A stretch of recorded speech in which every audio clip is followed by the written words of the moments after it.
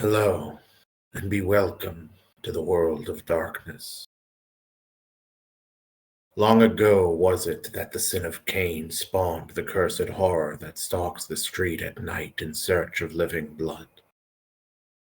The Kindred have long been a secret influence through all ages of human history, plotting against one another in a never-ending jihad. Their immortal progeny are among us to this day, hidden from the eyes of humanity by an elaborate masquerade.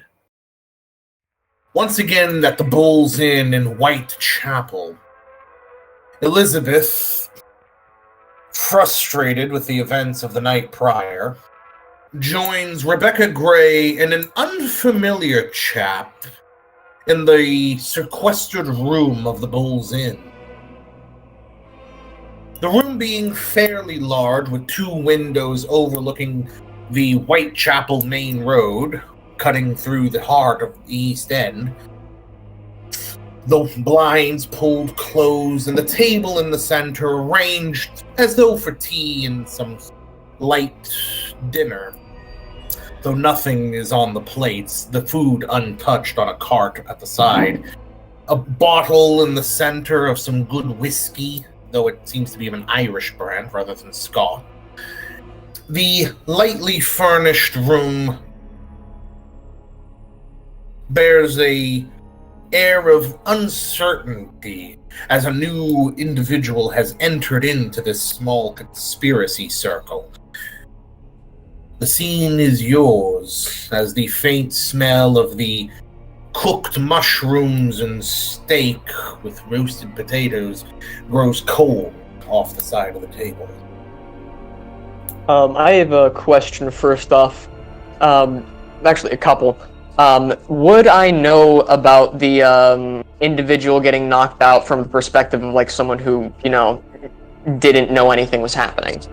Like I know that Mr. Byfield is knocked the fuck out, but I know about that. Probably only after the fact. Okay, so after I left? Okay. Yeah, probably when Alden went, I hope you weren't attached to this guy because he was going to see me, and I gave him a 5-finger discount on go-to-sleep medicine.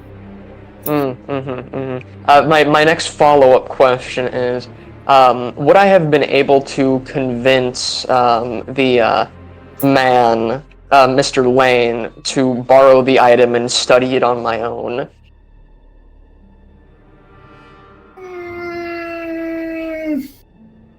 Yes, you are helping him out with a thing, and Tobias has always liked Elizabeth, namely because he's a debauched son of a bitch. Great. Thankfully makes him somewhat easier to manipulate on most occasions. Yep. Oh, it's so easy to keep him talking. Alright. So in that case, I would have brought that with me, that item, that piece of paper, to this meeting, because if it has something to do with anti-tribute Tremere, that could also be important to bring into the conversation with the Tremere in the city here. So with that underneath my arm here, I'll walk in and my eyes veiled, squint a little bit at the unfamiliar man in the room. Good evening, Miss Gray, Edmund says with a smile. Stood on the other end of the table facing the door, Rebecca Gray stands, gesturing to the gentleman. Elizabeth, allow me to introduce Edmund Albert Thorne of Clan Tremere. He is that gentleman to whom I told you of, familiar with business.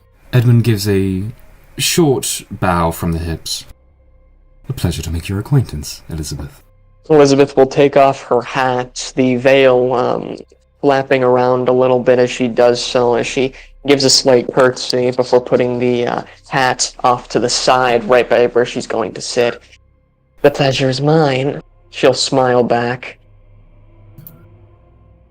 I'd like to activate heightened senses yet again. Mm-hmm. As you call upon your preternatural senses, you can hear the varied smells and chatter of the inn down behind and beneath you. In the downstairs area, it's quite busy with numerous people clamoring inside, talking about everything from the events of just a couple of nights ago. You know, remember the 5th of November. To hell, the Ripper prostitutes, you really fucking name it. The clatter of drinks, plates, men chanting on some woman who's doing something to keep their attention you don't want to know. Could be harmless, could be debaucherous. You're not really interested. Out back, you can hear the scuffle of horses and two men engaging in fisticuffs over one man spilling another man's beer. Better things to fight over, but you do you, gentlemen. And within the private rooms, you can hear in one what just seems to be two men conspiring about a rare book that they have purchased. Yes, Indian. It is called the Karma Sutra. I would also like to heighten my senses and read Elizabeth Gray's aura. Perception, empathy. Elizabeth, give the main color in your aura. The main color? Yes, other than the fact that it's pale. I'd say a good color would probably be dark blue. Is that when she looks at Edmund? Yes. And then it goes back to a nice light blue when when she sits down. It was initially dark blue upon seeing you at first, but then it's gone to a light blue. Would I be in a position to pull out her chair for her? Probably. I would do so. She does have to come over to the table before she does that. I would do so. I am a gentleman, of course. She will tuck her dress underneath and then sit down, giving a nod of thanks as well as an exasperated, breathy thanks. Of course, milady, he says with that bloody smile again. Rebecca Gray seems pleased by his gentlemanly behavior, though she does hold up a hand to signal, "I'll assure you, Elizabeth, that Edmund is perfectly aware of our arrangement. You have nothing to worry about from him." Good. I was fearing for the worst for a moment. Furthermore, I have taken the liberty of warding the room, so there should be no need to worry of eavesdroppers from the likes of your sire. Good. Speaking of, there is a pressing issue, and I see that he might be getting close soon. He's learning a lot more than I initially thought he was. I have a feeling he's going to be on me very soon, and our deal might not be able to come to fruition in time. What is it you mean by this? I thought you had means by which you could pacify him. I did, but those means were squashed over and over again last night. When a disaster befell my pacification processes. Lord. The item in question, which I was going to pacify him with for the moment, is nowhere to be found. But I do have something else, which is a bit of a side note, but is concerning nonetheless. Please elaborate, Miss Gray. Actually, pardon, but that's going to get terribly confusing now that we have other company. Would you be alright if I just called you Elizabeth? That would be quite alright. Here is the item in question. She'll pull out the piece of paper. I would like to use Spirit's Touch on it. Mm-hmm. Can I re-roll? I'm gonna say no. God damn. However, you are able to gather that before giving this to you, Tobias believed this might be another society which he could infiltrate and no doubt would have a great deal of many secrets he could plunder from. She'll place it down on the table and spin it around. I came across this odd symbol when I was undergoing my, pacification processes with the person I had in mind, and it seems as though the Weeping Moon might have eyes for whatever this is. I have reason to suspect it might have something to do with the Sabbats, though I'm not quite certain. Leaning forward on the table, Rebecca smiles. I can assure you that you have nothing to fear in that regard. This is the crest of a house of Major, though that could have its own dangers. Oh, I see. It is good to know that your society seems to have found this and that you've hidden it from them. You have my personal thanks, as they're all members of my clan with interests in that regard. But right now it would seem we have bigger troubles, both with the lurking snakes within Whitechapel in the East End, as well as your sire. Edmund here can help us in regards to the Setites, if nothing else. He has a familiarity with Egypt and was able to decipher some of that mysterious language you gave to me. It would seem that the followers of Set might have some manner of mummy in their service, for whatever means and how I can't imagine. That being Nephrem Ka. And the means by which they are subduing this beast, as you might imagine, as with anything to do with such a clan, is unpleasant, to say the least.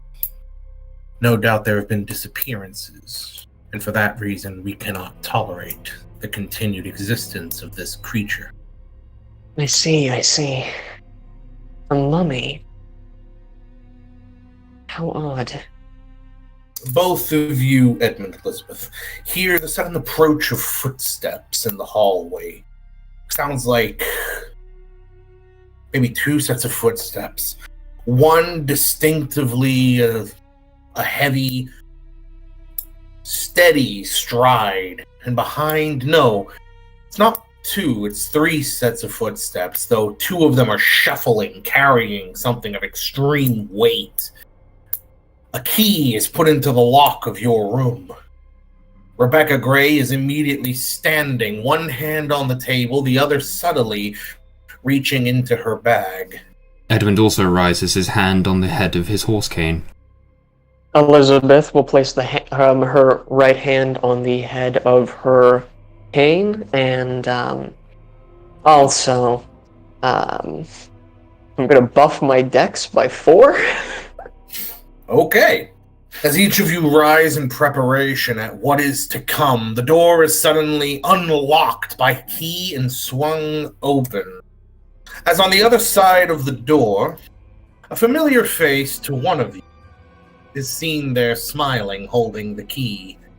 Striding into the room, he offers a tight-lipped smile, stepping out of the way as he ushers in two men carrying a heavy velvet-lined seat with gold ribbon trim around the edges and a lion's head on the top. He comes round the table with them, putting his hands, fingers dancing along the back of Elizabeth's chair, then Edmund's, as he motions between the two Tremere and says, "Right about there, gentlemen. Yes, that'll do that. Thank you." The two men set down the chair, straightening it a little bit, and says, "Oh, that's quite good. Be a lad." He hands the key to one of them. "Lock the door and leave it under the counter." He pats the boy on the cheek, somewhat condescendingly, as the two men take their leave. True to his word, locking the doors, he reclines himself into his seat, bringing his ankle up over his knee. He reclines back, holding his chin. "Well, don't stop on my account. Please, go on." A pleasure you could join us, Mr. Hello, Charnock. Mr. Charnock. Rebecca Gray, leaning over, says, "Mr. Charnock, is there a reason that you are intruding on this meeting? In fact, how are you?" He holds up a hand. "Ms. Gray, I was invited by Edmund. Seems you could use my assistance in the subject. And after all, you wanted my information. And you're using my new establishment, which I bought just yesterday, lock, stock, and key, as you see. If anyone's entitled to be in this room, it's me. He offers a smile. Is there a reason that wouldn't sit well with you?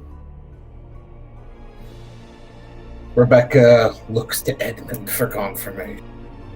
I give with my tight-lipped smile still facing Charnock, I flick my eyes to Rebecca and give a short nod. And what is it that you hope to gain from this, Mr. Charnock? Last I checked, you weren't interested in... I have my reasons, and I'll leave it at that. I don't think any good fortune can come from you helping us. And I would rather not upset. He holds up a finger. It's an awful truth that suffering can deepen us, give a greater luster to our color, a richer resonance to our word. That is, if it doesn't destroy us, if it doesn't burn away the optimism of spirit. He leans forward, the capacity for visions, and the respect for simple yet indispensable things. I know fully well what I'm getting, Ms. Gray. Don't worry on my account, or my potential suffering.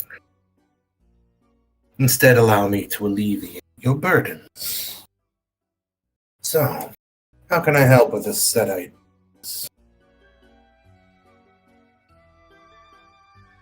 Elizabeth will look over to Mr. Charnock, sitting back down on her chair, putting the dress back underneath, the cane back to the side. Has there been any word from Limehouse? Quite a bit of a word from Limehouse.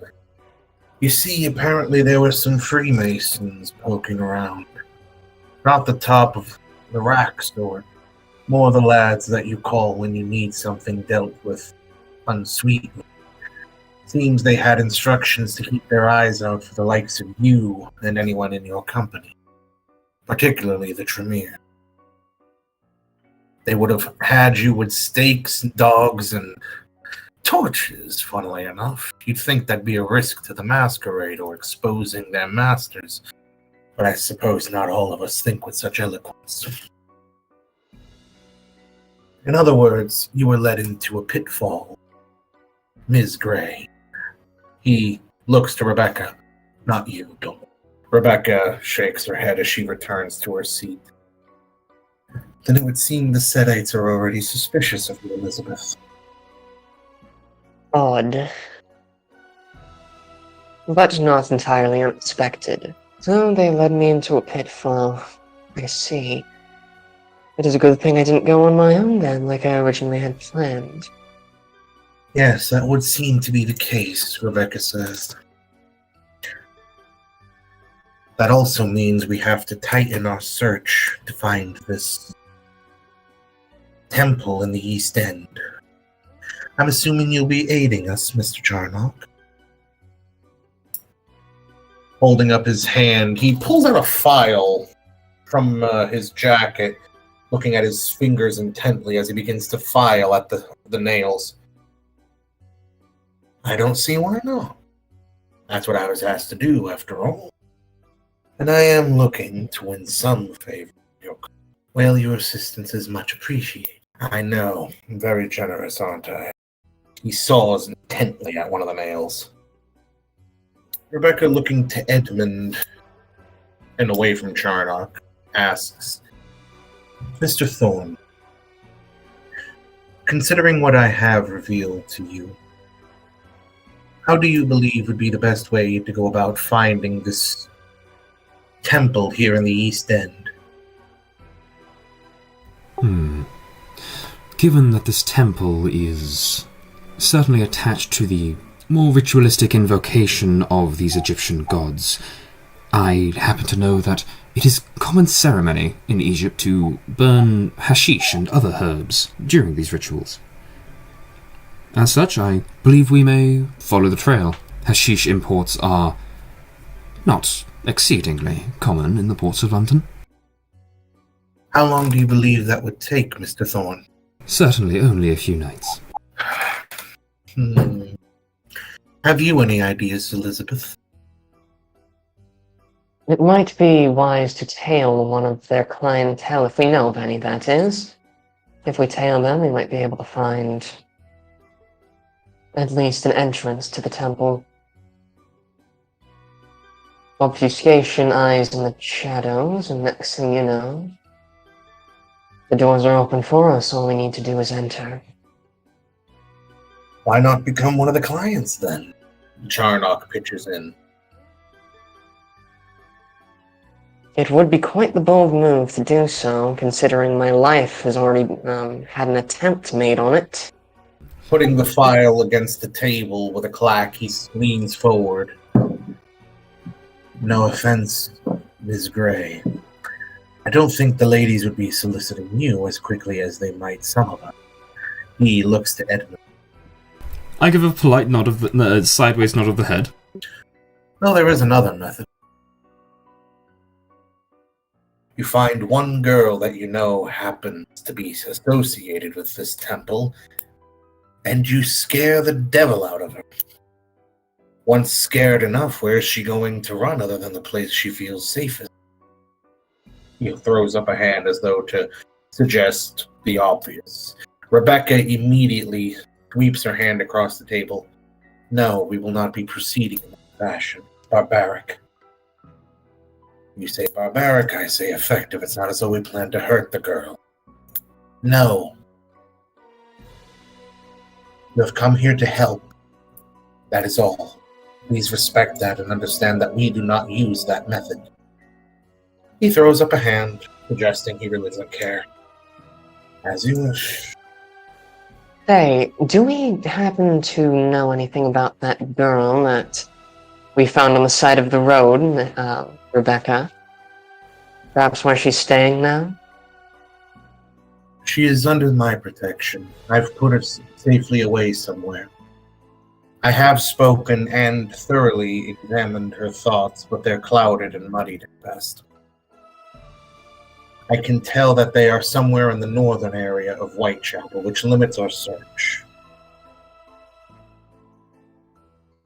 Edmund, that should help you with looking into the hashish imports. And Ms. Grave, perhaps you could locate one of the girls, then Mr. Charnock could present himself as a potential client. Yes, no, that could be a good idea. They probably know that Edmund is a Tremere, and, well, I'm not exactly the type. That would just leave Charnock. Either that or your man, the valet. Alternatively, I could have one of my men fill the role. The mind must be sturdy if that's the case. We don't want the Setites breaking them right as they enter through the door. Charnock puts up a hand. I don't think that would be a worry. He lowers it and examines the nail he's filed, then moving on to another. And it would be best I not be involved in those things. What you're going to want for is dealing with whatever it is that's on the other side. Last thing they need to know is that there's more of you than they already suspect. Me and Edmund are effectively your white. Though one of us certainly has a better mane. He sweeps his hair back. He smiles at Edmund. Don't worry, you look fine, chap. Edmund smiles back, though it doesn't quite reach his eyes, and he strokes his beard with his hand that was previously touching his cane.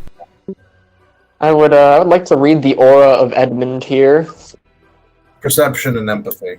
Edmund. Main emotion. A slight, certainly a brown pervades from his eyes, tracing down the entire length of his body, coming back up to his arm and his beard. Every action is brown. It's very bitter towards Mr. Charnock. Elizabeth, perception Yes? awareness, really quickly. Oh boy. In your mind, you get the distinct image of an empty table with a pair of chairs, as well as then an image of faceless persons speaking to one another, and a golden hand reaching out to you, which you then see recoil back like a phantom's arm evaporating as the apparition disappears, folding backwards towards Charnock's chest. You see him smile at you and realize he's been inside your head. She'll smile back at him. The slight, thin smile before looking back to Edmund. Who might you recommend for the experiment here? My Nathaniel isn't quite the type to go and do that, and plus he is directly associated with me and follows me wherever I go. It would not be wise to send him. I believe many of my men may fit the roster, especially if I empower them with our blood. Rebecca shakes her head. No, that won't do. There may be a means by which the Setites could see such a thing. She taps the corner of her eye, just as we might. Very well. All the same, I have many men in my employ who would certainly not give up the chance for a free visit. Have a few of your men make inquiries. Have them search about, looking for company, and not finding any to their liking. That might get their attention. We need to be quick about this, so it's best we work with a wide pool. Of course, he says with a nod. And what about Ms. Gray? Charnock gestures to Elizabeth. By the looks of it, it seems as though they're already on to her. You might want to keep her somewhere safe until then. Somewhere safe, yes. Though I don't know many places that would be safe. Rebecca reclines, stroking at her chin in thought. She then brings up her hand to tap with her nail at her teeth, thinking. Edmund, wits and alertness. Edmund, you feel a foot from your left, where Charnock is seated, tapping your shoe. His eyes practically dance when you look at him.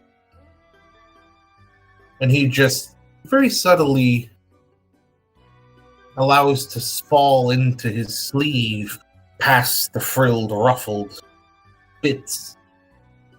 One of the cards of your company. Oh, I see. Suggesting to store her in one of my warehouses. Or a boat. Or a boat. Look at that. The Toreador lining up a successful shot for you. Oh, God. Perhaps I could be of assistance once again. Rebecca looks to you. Is that so? Indeed. Perhaps Miss Elizabeth Gray would be comfortable on one of my riverboats.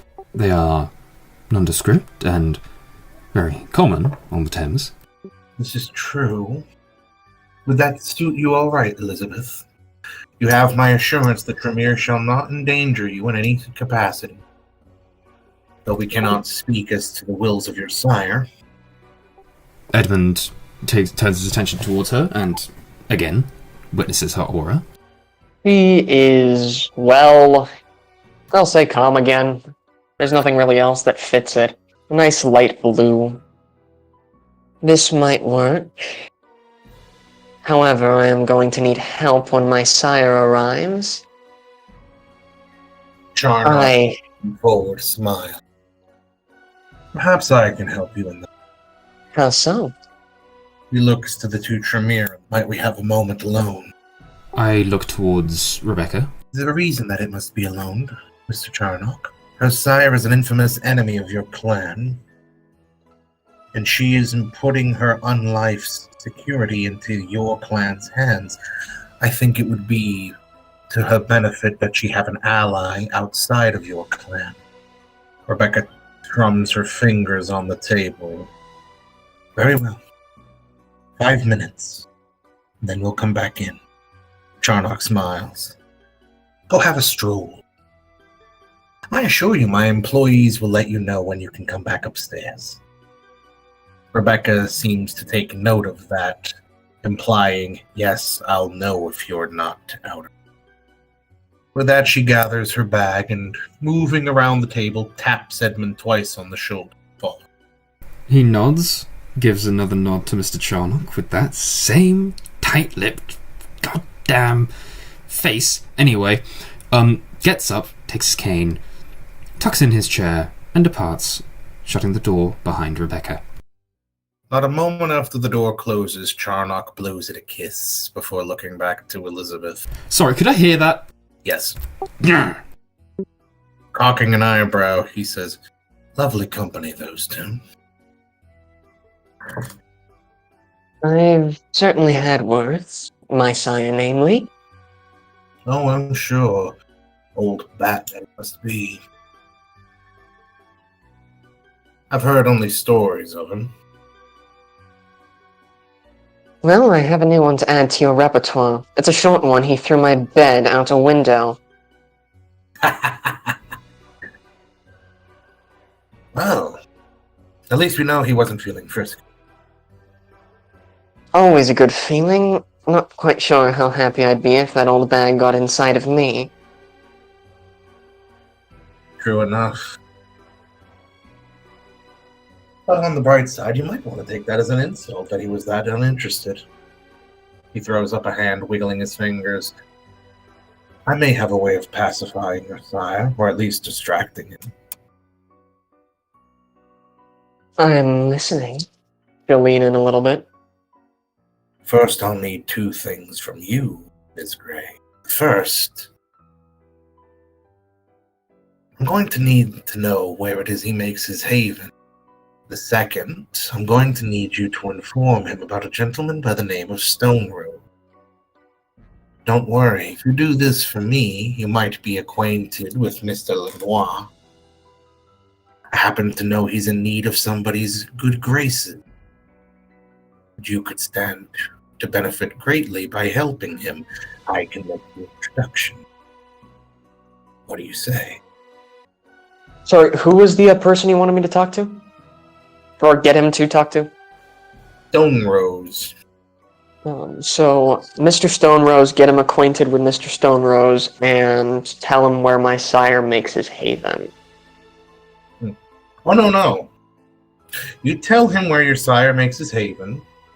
He'll tell you about a Mr. Stone Rose, who your sire will very quickly distract himself with. And then there's a Mr. Lenoir, Stephen Lenoir, the La Sombra, who has the personal good graces and protection of the prince,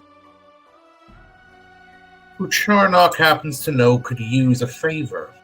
And he'll make introductions, and you could see yourself climbing the social ladder of the tower. Very well. So yeah, I think I will go with that. I will agree, but I'd also like to read his aura. Naturally, he is a kindred, but you can also see a great deal of, one, the primary emotion, which is at the very top, violet. He's very excited. Secondly, vermilion, as you accept. There is also a touch of pink, and most of all, more hidden deep down, yellow and blue.